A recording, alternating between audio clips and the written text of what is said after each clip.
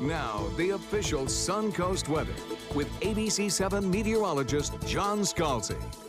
So we're watching a developing situation where a cluster of showers and thunderstorms down to the south in the Caribbean is funneled northward in this plume of moisture that is going to provide us with excellent chances of rain over the next several days.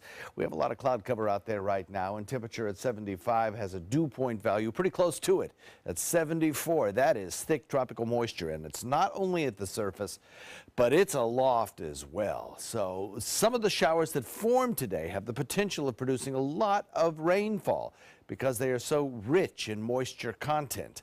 And that'll be the case, as I mentioned, at least through Wednesday or so. We have a east-northeast wind at about 9 right now, but we'll watch that east wind shift south to southeast a little bit later on in the afternoon and become somewhat breezy as well. So boaters, pay attention to those winds because they are going to get strong, and you're going to be encountering showers and maybe even some thunderstorms as well as some big downpours of rain out in Gulf waters over the next couple of days. Wauchula at 75, Arcadia at 75, so is Mayaca, Parrish, Bradenton. Lakewood Ranch comes in at 76, so does Northport and Punta Gorda, Inglewood as well. Double 77s in Longboat Key and in Venice. Look at all the rainfall that's taking place, and in fact, it doesn't stop there. There's plenty more rain out in the Gulf waters. It's just difficult for our radar beam to see it. It's so far away, but it's out there. A lot of cloud cover, a lot of rainfall, and some good chances of seeing really some low-lying flooding possible over the next several days. Certainly some urban street flooding because of some just heavy downpour of rain. And unfortunately occurring just about the time of drive time home this evening as well, it looks like. Anywhere between 2 and 7 o'clock tonight. Right now, pretty quiet. Morning commute should be okay. We have this moisture plume lifting northward around really an area of low pressure that's trying to develop into a closed circulation. Hasn't really done so yet, but it is forecast to lift northward out in the Gulf waters, and at that time, perhaps develop into a named system a little bit later on and then travel northward.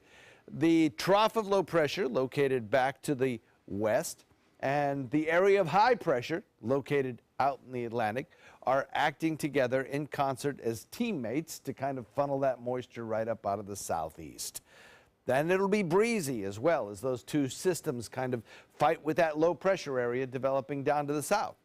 All of that moisture lifts northward. Most computer models suggest that it will be making landfall somewhere around the New Orleans region, maybe a little further to the west, but really anywhere from the Florida Panhandle back toward the Texas coastline has the potential of seeing a named storm making landfall sometime later this week.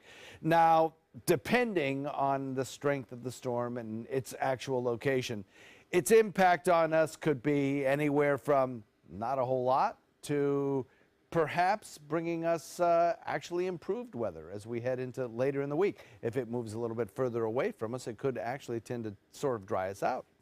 Moist south wind, breezy for the next few days, and then drier toward the end of the week. We'll see. Certainly before that, lots of moisture lifting northward around the edge of this system. Here are the suite of computer models, and you can see, generally speaking, the bullseye will be somewhere between the Louisiana Delta region and the eastern part of the Texas Gulf coastline. There's also another system that we haven't really talked much about this morning. It's located to the south, Trinidad, Tobago, areas around